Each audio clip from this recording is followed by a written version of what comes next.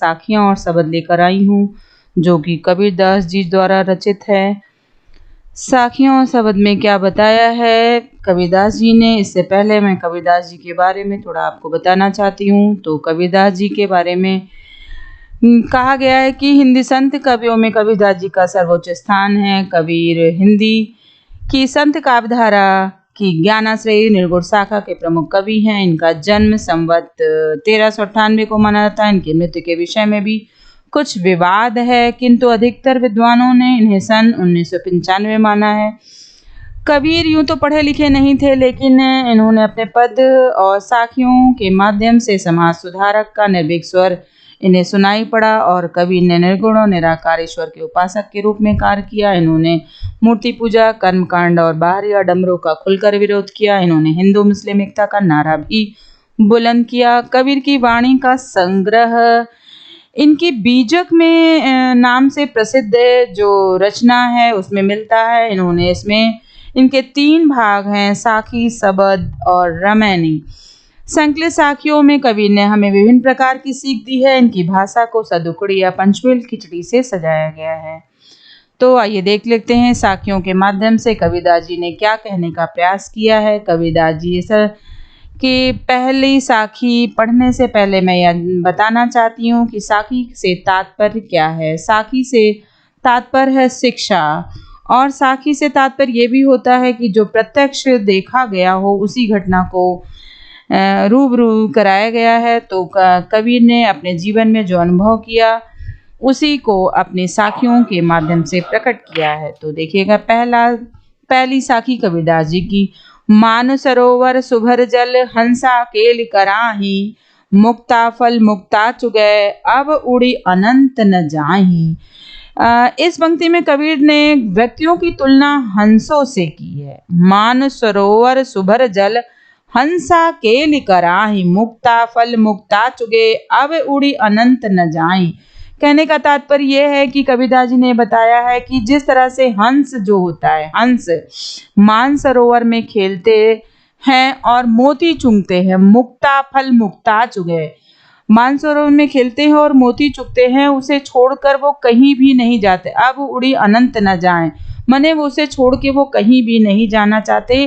ठीक उसी तरह जिस तरह से मनुष्य भी जीवन के माया जाल में बंध जाता है और इससे ही वो सच्चाई मानने लगता है, इस माया जाल, इस मानसरोवर में, इस भवसागर में वो गोते लगाता रहता है, वो तब तक इस मानसरोवर से, इस भवसागर से निवृत्त नहीं होता है जब तक उसके अंदर ज्ञान का प्रकाश नहीं आता है। उसे अपना सब कुछ समझने लगता है, इसलिए वो उसी में रह जाता है। और जब उसे ज्ञान हो जाता है कि ये शरीर नश्वर है, इसको छोड़कर एक दिन जाना है, तो वो समझ जाता है और भवसागर पार कर लेता है। तो वही कबीरदास जी ने कहा है कि मानसरोवर सुवर जल हंसा केल कराई, मुक्ता फल मुक्ता चुगे अब उड़ी अनंत न जाई। कहने का तात्पर्य यह है कि हंस मानसरोवर में खेलते हैं और मोती चुगते हैं, उसे छोड़कर कहीं नहीं जाना चाहते हैं। ठीक उसी तरह से मनुष्य भी होते हैं, जीवन के माया जाल में फंस जाते हैं और इसे ही अपनी सच्चाई समझने लगते हैं। अगला देखिएगा, अगली साखी में क्या बताया है कबीरदास जी ने। प्रेमी ढूंढत मैं फिरूं, प्रेमी मिले न कोई, प्रेमी को प्रेमी मिले सब विष अमृत होए। कहने का तात्पर्य यहाँ कबीरदास जी ने एक प्रेमी यानी ईश्वर को ढूंढने वाले व्यक्ति के बारे में बताया है। ईश्वर को ढूंढने, यहाँ पे ये बताया कि ईश्वर को ढूंढने में बहुत मुश्किल होती है, उसे ढूंढते ढूंढते मनुष्य कहाँ नहीं चला जाता है। तो उसी के बारे में बताया है कि प्रेमी ढूंढत मैं फिरूं, प्रेमी मिले न कोई। कहने का तात्पर्य यह है कि कबीरदास जी बताते हैं प्रेमी यानी ईश्वर को ढूंढना बहुत मुश्किल है। वे उसे ढूंढते फिर रहे हैं, परंतु वह उन्हें मिल नहीं रहा है कि प्रेमी मिले न कोई, उसे वो मिल नहीं रहा है। और प्रेमी को प्रेमी मिले सब विष अमृत होए। कहने का तात्पर्य प्रेमी रूपी ईश्वर मिल जाने पर उनका सारा विष यानी कष्ट जो होता है वो किस में परिवर्तित होता है, विष अमृत होए। माने विष किस में परिवर्तित हो गया, अमृत के रूप में। यानी जब प्रभु की प्राप्ति हो गई तो उनका जो कष्ट है अमृत यानी सुख में बदल जाएगा। आगे देखिएगा, हस्ती चढ़िए ज्ञान को सहज दुलीचा डार, स्वान रूप संसार है भूख अंधे झक मार। यहाँ पर कबीरदास जी ने ये कहा है कि एक व्यक्ति है जिसे हस्ती चढ़ने, हस्ती से तात्पर्य यहाँ हाथी से बताया गया है, हाथी रूपी ज्ञान से बताया गया है कि व्यक्ति को ज्ञान रूपी हाथी की सवारी करनी चाहिए, कि हस्ती चढ़िए ज्ञान की, माने ज्ञान रूपी हाथी की सवारी करनी चाहिए। सहज दुलीचा डार से तात्पर्य सहज साधना रूपी गलीचा बिछाना चाहिए उस पे। एक तो ज्ञान की सवारी करनी चाहिए और दूसरे उस पे सहज साधना रूपी गलीचा बिछाना चाहिए। स्वान रूप संसार है भूखन दे जकमार, कहने का तात्पर्य ये है कि संसार की तुलना यहाँ कवि ने कुत्तों से की है, माने कि संसार की तुलना कुत्तों से की गई है जो आपके ऊपर भौंकते रहेंगे, तब तक भौंकते रहेंगे जिन्हें अनदेखा करते आपको चलना है। माने उन्हें तो पता नहीं कि क्या हो रहा है, तो वो कहते हैं ना कि हाथी चलता रहता है और कुत्ते भौंकते रहते हैं। माने आपको अपने कर्तव्य में लगे रहना चाहिए, दूसरों को नहीं देखना है, तभी आप अपने लक्ष्य को प्राप्त कर पाएंगे। तो वही कबीरदास जी ने कहा है कि कुत्ते जो हैं वो भूखते रहते हैं और उन्हें हमें अनदेखा करते चलते रहना चाहिए। एक दिन वे स्वयं ही झक मार कर चुप हो जाएंगे, भाई कब तक भूखेंगे। तो इसी प्रकार से मनुष्य है वो दूसरे के काम में टांग अड़ाता है, उसे कुछ ना कुछ बोलता ही रहता है, और जिस दिन वही व्यक्ति सफलता प्राप्त कर लेता है तो उसका भूखना अर्थात उसके लिए अपशब्द कहना वो भूल जाता है, छोड़ देता है। आगे साखी में क्या बताया है ये देखिएगा। पाखा पखी के कारण सब जग रहा भुलान, निरपक होई के हरि भजय सोई संत सुजान। अब देखिएगा यहाँ पे क्या बताया कबीरदास जी ने कि पाखा पाखी के कारण है। पाखा पाखी से तात्पर्य यह है कि पक्ष और विपक्ष के कारण, संत कबीरदास जी क्या कहते हैं कि पक्ष और विपक्ष के कारण सब जग रहा भुलान, के कारण सारा संसार आपस में लड़ रहा है, कोई किसी के पक्ष में कोई किसी के पक्ष में, पक्ष और विपक्ष में सभी संसार जो है आपस में लड़ रहा है। और क्या हो रहा है फिर कि निरपक्ष होई के हरि भजे सोई संत सुजान, मने कहने का तात्पर्य है कि वो भूल भुलैया में पढ़कर प्रभु को भूल गया, पक्ष विपक्ष में ही वह पड़ा रह गया है, तू में मैं में पड़ा हुआ है और हरि का भजन करना ही वह भूल गया है। तो कबीरदास जी कहते हैं कि निरपक्ष होई के हरि भजय तो सोई संत सुजान, अर्थात वह निरपक्ष होकर माने बिना किसी झंझट में पड़े हुए अगर निष्पक्ष भाव से प्रभु के भजन में लग जाता है तो वही सही अर्थों में क्या कहलाता है, सोई संत सुजान। संत माने सज्जन पुरुष कहलाता है, सज्जन पुरुष वही कहलाएगा जो निष्पक्ष भाव से प्रभु भक्ति करेगा। आगे पांचवी साखी में कबीरदास जी ने क्या बताया ये देख लेते हैं कि हिंदू मुआ राम कही मुसलमान खुदाई, और कहे कबीर सो जीवता जो दुह के निकट न जाए। कहने का तात्पर्य है कि हिंदू मुआ राम कही मुसलमान खुदाए, कहने का तात्पर्य है कि हिंदू राम राम का भजन और मुसलमान खुदा खुदा यानी खुदा का नाम लेते लेते मर जाते हैं। कहे कबीर सो जीवता जो दुह के निकट न जाए। कबीरदास जी यहाँ पे ये बताना चाहते हैं कि जो हिंदू जन है वो राम राम का भजन करते करते और मुसलमान खुदा खुदा करते करते मर जाते हैं, तब भी उन्हें कुछ भी हासिल नहीं होता है। अब असल में कबीरदास जी ये बताना चाहते हैं कि वही व्यक्ति जीवित रहता है, कि कहे कबीर सो जीविता माने वही व्यक्ति जीवित रहता है यानी जीवित के समान है जो इन दोनों ही बातों से अपने आप को अलग रखता है, जो दुह के निकट न जाए। दुह माने दोनों ही बातों, माने जो हिंदू राम राम कहते हो मुसलमान खुदा है, इन सब से जो अलग है यानी जो जीवित वही हैं जो इन दोनों ही बातों से अपने आप को अलग रहते हैं। ईश्वर तो एक है, उसे जहाँ चाहो वहाँ प्राप्त कर सकते हो, नाम देने की आवश्यकता नहीं है। तो देखिएगा साखी की छठी साखी क्या है कि काबा फिर काशी भया, राम ही भया रहीम, और मोट चून मैदा भया, बैठी कबीरा जीम। तो कबीरदास जी यहाँ क्या कह रहे हैं कि आप या तो काबा जाएं, कि काबा फिर काशी भया, या तो काबा जाएं और या तो काशी, राम भजें या रहीम, दोनों का ही अर्थ समान, राम ही भया रहीम। माने काबा जाइए या काशी जाइए, चाहे राम भजिए चाहे रहीम भजिए, दोनों का अर्थ यही है कि माने जो भी उसे मिल रहा है उसे दोनों में ही, हिंदू मुआ राम कही मुसलमान खुद, काबा फिर काशी भया, राम ही भया रहीम, मोट चून मैदा भया, बैठी कबीरा जीम। कबीरदास जी कहते हैं आप जो कुछ भी बोलिए, चाहे राम भजिए चाहे रहीम भजिए, चाहे काबा जाइए चाहे काशी जाइए, अब दोनों में ही आपको क्या करना है, राम का नाम लेते रहना है। माने आप दोनों में ही आप खुश रह सकते हैं जब आपके पास राम का नाम।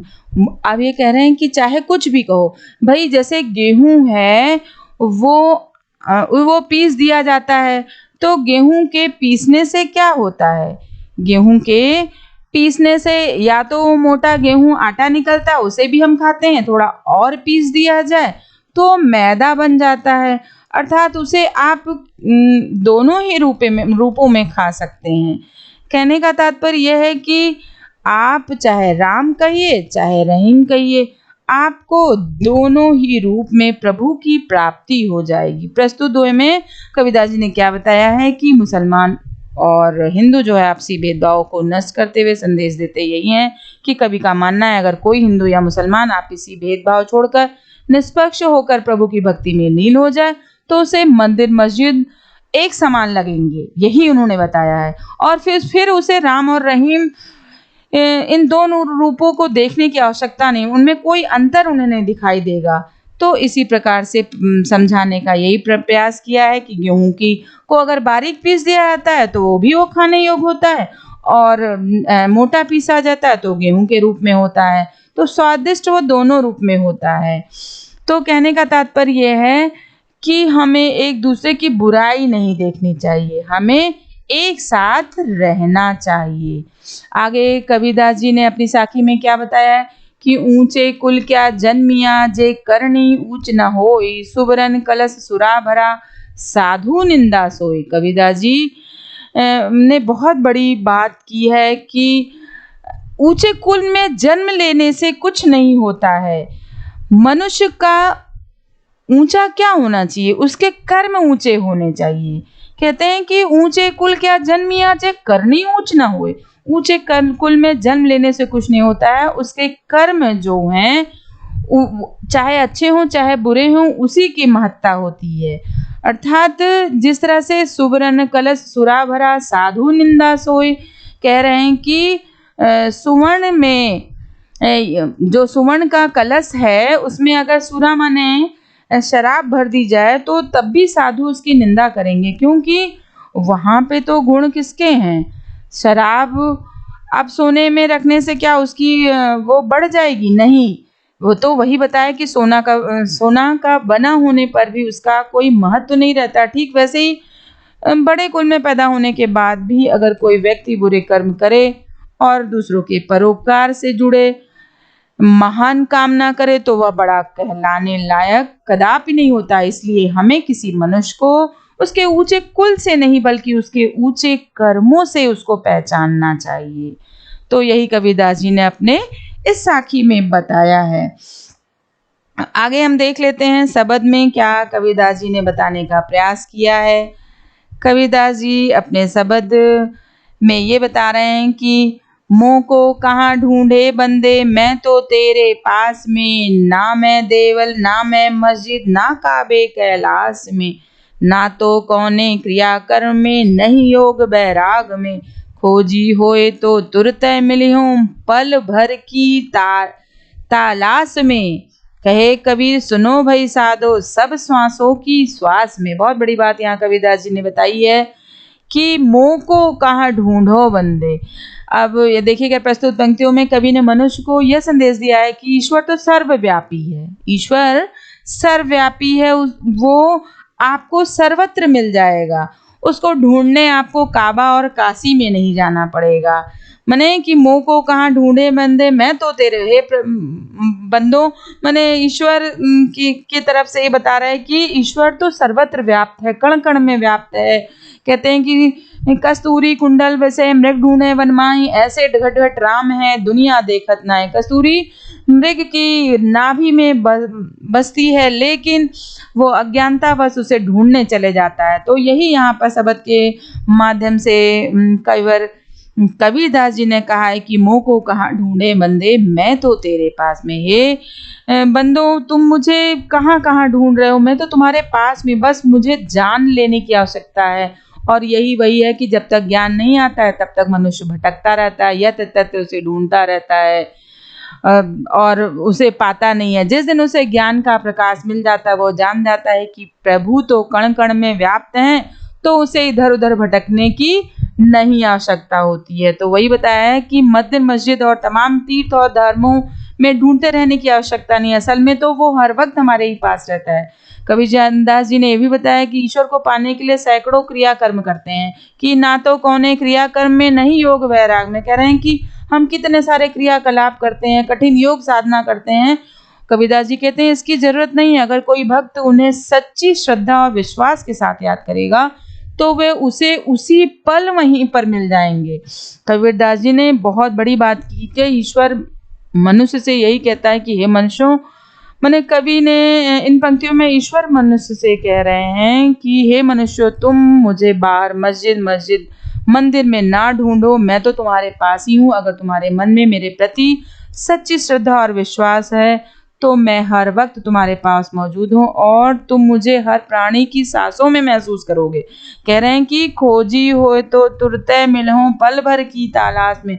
अगर तुम्हारे अंदर सच्ची श्रद्धा है, तुमने याद किया, तो हम पल भर में वहीं पर मौजूद होंगे, तुम्हें मिल जाएंगे। और कहे कबीर सुनो भाई साधो, कबीरदास जी कहते हैं हे सज्जन पुरुषों सब सांसों की सांस में। माने ईश्वर के द्वारा कह रहे हैं कि मस्जिद और काबा कैलाश जैसी पवित्र जगहों में पर भी नहीं मिल पाऊंगा। अगर मुझे पाना है तो खुद के अंतर मन में झांक कर देखो, मैं तुम्हें वहीं मिल जाऊंगा।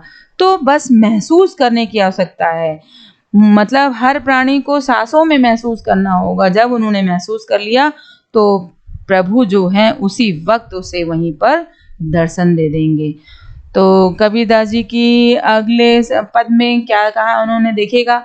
संतो भाई आई ज्ञान की आंधी रे, भ्रम की टाटी सबे उड़ानी, माया रे रहे न बांधी, हित चित की दे थूनी गिरानी, मोह बड़ी ला टूटा तृष्णा झानी, परिघर ऊपर कुवद का भाणा फूटा, जोग जुगत कर संतो बांधी, निरचु चुए ना पानी, कूड़ कपट काया का निक्सा, हर की गति जब जानी, आंधी पीछे जो जल बूढ़ा, प्रेम हरि जन भीने, कहे कबीर भान के प्रगटे, उदित भया तम खीना।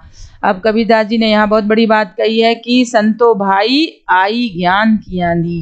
कबीरदास जी कहते हैं इस पद में कि संसार वासियों से कहते हैं कि जब ज्ञान की आंधी आती है, ज्ञान मने मनुष्य के अंदर जब आ जाता है, तो जो सांसारिक भ्रम रूपी बांस की टट्टी है मने टाटी जो होती है, छप्पर छाते हैं, तो वो भ्रम रूपी टाटी क्या होती है, वो माया रूपी रस्सियों से जो बंधी है, वो ज्ञान की आंधी आने पे तिनके के समान उड़ जाती है। भ्रम की टाटी सबे उड़ानी, माया रहे न बांधी, माया सब दूर हो जाती है। और हित चित की दे थूनी गिरानी, मोह बड़ी ला टूटा।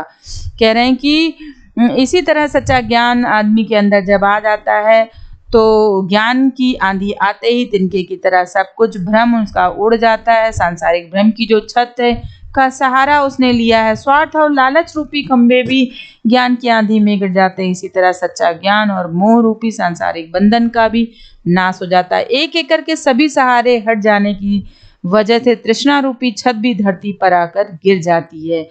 इसी वजह से कुबुद्धि रूपी सब बर्तन भी टूट जाते हैं कि तृष्णा छानी घर उपद कुबाधी का भाणा फूटा। कुबुद्धि रूपी जो बर्तन होता है, भाण होता है, वो भी टूट जाता है। इसके बाद क्या होता है कि जोग जुगुत कर संतो बांधी निरच चुए ना पानी। कह रहे हैं कि इसके बाद साधु संतों ने जो अपनी योग साधना की कड़ी मेहनत से एक बहुत ही मजबूत छत का निर्माण किया है, जिसमें से अज्ञान और सांसारिक मोह माया रूपी पानी की एक बूंद भी नहीं टपकती। इस घर में मनुष्य के भटकने के लिए कोई राह नहीं रह जाती। यहाँ केवल आध्यात्म और प्रभु की भक्ति की ही एकमात्र राह रह जाती है। आगे बताते हैं कि कूड़ कपट का काया निक्सा हर की गति जब जानी। जब हर की गति यानी प्रभु का नाम जब वो स्मरण आ जाता है तो सब कुछ दूर हो जाता है। आगे कवि क्या कहते हैं कि आंधी पीछे जो जल बूढ़ा प्रेम हरिजन भीना, कहे कबीर भान के प्रगटे उदित भया तम कीना। कि हे मनुष्यों से वो कह रहे हैं कि ज्ञान की सांधी के बाद ईश्वर के प्रेम का मधुर जल हर मनुष्य को भिगो देता है, हर मनुष्य को भिगो देता है और उसके मन के सारे मैल जो होते हैं वो धुल जाते हैं। जिस तरह से वर्षा होने से सब तरफ सब कुछ साफ साफ हो जाता है, उसी तरह से जो मन का मैल होता है वो धुल जाता है, अज्ञानता धुल जाती है और उसके मन के सारे मैल धुल जाते हैं। फिर जब ज्ञान रूपी सूर्य का उदय होता है कि कहे कबीर भान के प्रगटे, भान से तात्पर्य यहाँ सूर्य है। तो जिस तरह से सूर्य के उदित होने पर तम यानी अंधकार दूर हो जाता है, उसी प्रकार ज्ञान रूपी सूर्य का उदय होता है तो हमारे अंदर जो स्थित सारे अज्ञान के अंधकार का जो तम है, मतलब अंधकार है, उसका क्या हो जाता है, अंत हो जाता है। तो यहाँ कबीरदास जी ने बहुत बड़ी बात की है कि ज्ञान जब तक मनुष्य को नहीं होता है तब तक मनुष्य इधर उधर भटकता रहता है। मनुष्य को हमेशा अपने ज्ञान से, अपनी बुद्धि से, अपने विवेक से कार्य करते रहना चाहिए। जब तक उसके अंदर ज्ञान नहीं होगा तो यत्र तत्र वो भटकता ही रहेगा। तो आज हमने आपको पहला पाठ सीबीएसई बोर्ड से कबीरदास जी का साखी और सबद पढ़ाया है 9th क्लास का। हम आपको अगले दूसरे पार्ट में फिर से मिलेंगे और इस पार्ट को समाप्त करने से पहले, विराम देने से पहले हम आपसे ये अनुरोध कर रहे हैं, हमारे इस चैनल को अगर आपने लाइक और सब्सक्राइब नहीं किया है तो ज़रूर कर दीजिएगा और आपकी सराहना ही हमें हिम्मत देती है। तो तब तक के लिए धन्यवाद। Stay safe, stay home.